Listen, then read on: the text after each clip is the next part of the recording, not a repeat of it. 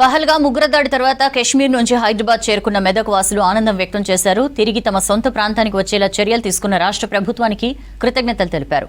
కశ్మీర్ పర్యటనకు వెళ్లిన 116 మంది పర్యాటకులు తెల్లవారుజామున 3 గంటలకు రాజీవ్ గాంధీ అంతర్జాతీయ ఎయిర్పోర్టుకు చేరుకున్నారు. వారిలో 70 మందికి పైగా ఉమ్మడి మెదక్ జిల్లాకు చెందినవారున్నారు. వారికి కాంగ్రెస్ నేత మైనంపల్లి హనుమంతరావు సంఘీభావం తెలిపారు. ఉగ్రదాడికి నిరసనగా క్యాండిల్ ర్యాలీ నిర్వహించారు. దేశం ఎదుర్కొంటున్న క్లిష్ట పరిస్థితుల్లో అన్ని పార్టీలు కేంద్రానికి మద్దతు తెలపాలన్నారు. బీఆర్ఎస్ ప్లీనరీ సభను రద్దు చేసుకోవాలని విజ్ఞప్తి చేశారు.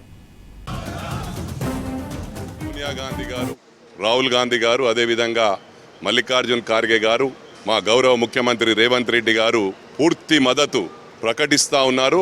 కాంగ్రెస్ పార్టీ కేంద్ర ప్రభుత్వానికి అండగా ఉంటుంది. ఇవాళ రాజకీయాలు చేసే సమయం కాదు.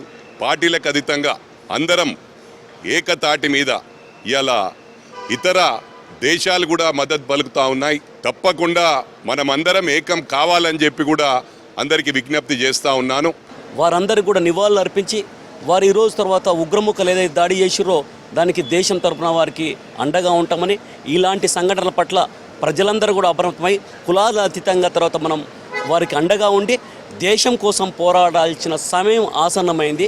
అందుకోసానికి మనం అందరం కూడా ఒకటే అనే నిదానంతో, కుల మతాలకు అతీతంగా ఒకటే అనే నిదానంతో ముందుకు పోవాలనే, ఇదేంటంటే భారతదేశాన్ని దెబ్బతీయాలని ఒక కుట్రతోని చేస్తున్నారు.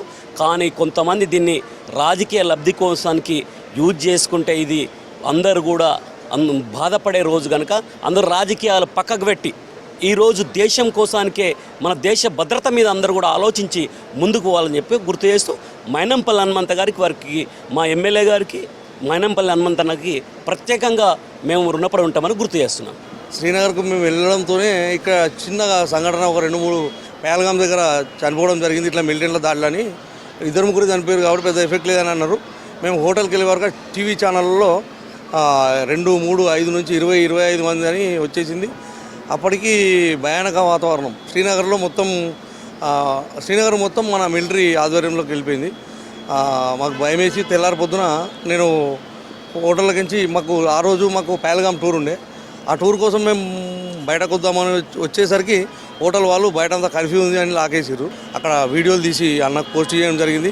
వెంటనే రెస్పాండ్ అయిపోయి అక్కడ నళిని ప్రభాత్ సార్ డీజీపీ మన దగ్గర కరీంనగర్లో చేసిపోయాడు. అన్నకు బాగా పరిచయము.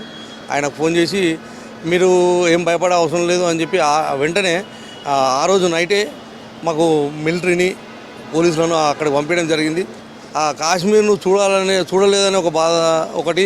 అంతకంటే పెద్ద బాధ ఏంటంటే ఇంతమంది టూరిస్టులను పుట్టన పెట్టుకురు మిలిటెంట్లు అనేది ఒక బాధ. ఆ బాధతోనే వాపసు వచ్చినాము. మేము అందరం 116 మంది అక్కడ కాశ్మీర్ టూర్కి వెళ్ళినాము. అందరం కూడా ఒకటే హోటల్ ఉండే, హోటల్ నామ్రోజ్ హోటల్ అని శ్రీనగర్లో ఉంటుంది. అక్కడి నుండి ఇక హనుమంతన్న సహకారంతో మనం ఇక్కడి దాకా వచ్చేసినాము.